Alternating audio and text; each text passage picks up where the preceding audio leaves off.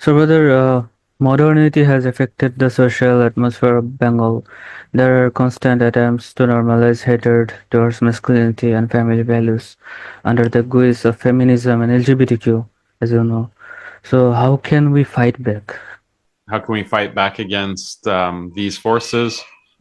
Yes, Well, you tell me something. How do you see these kinds of forces affecting your family?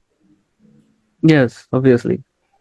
It is How? affecting by media, by TV, or by the internet, and their ideological mindset are getting changed.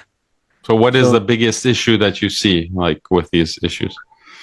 I would wanna say that feminism is the biggest threat yes. in Bangladesh, particularly. People oftenly believe that women and men are same. Still, our boomer generation believes this.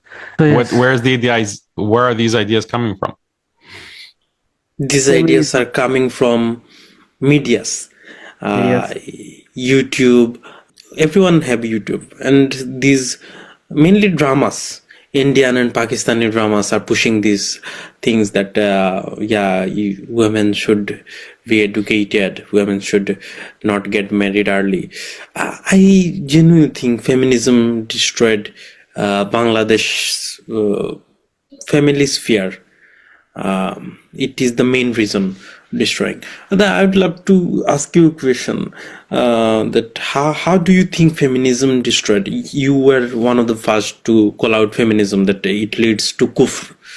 This is not a normal statement. How do you think it elevates from being a political ideology or a family-based ideology to direct kufr? Um, the mentality of feminism is just a source of way to define injustice. So they define, the feminist identifies injustice as there being inequality.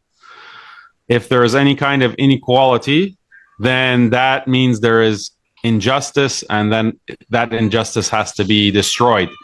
So how do you destroy injustice? You have to create equality. So the approach of the feminists is to create equality, but in Islam, you have a very basic inequality between men and women.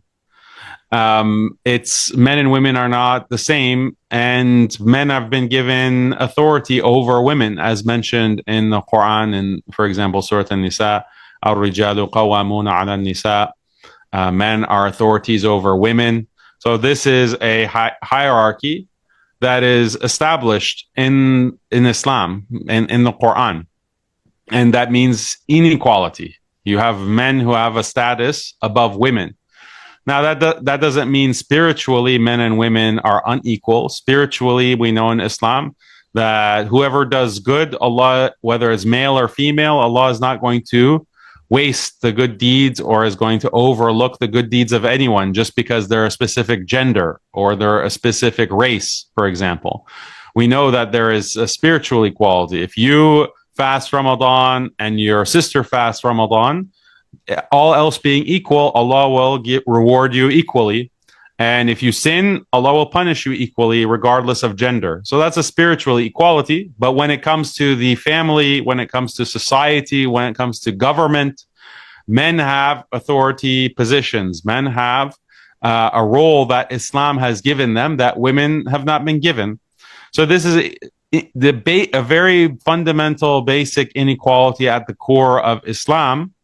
And if you adopt feminism, you will always see that as injustice. You will always see that as a crime against women, and then you will try to attack that. You will try to fix that inequality, which means that you'll have to attack Islam. And if you attack Islam, you have to attack the Quran. You have to attack the Prophet, sallallahu alaihi wasallam. You have to attack the scholars of Islam. So that is going to lead to kufr. That's going to very directly lead to kufr. And that's why we see the very obvious pattern with feminists. At first, they are Muslim feminists, but then they become more and more extreme. And then they start attacking Islam, and many of them leave Islam.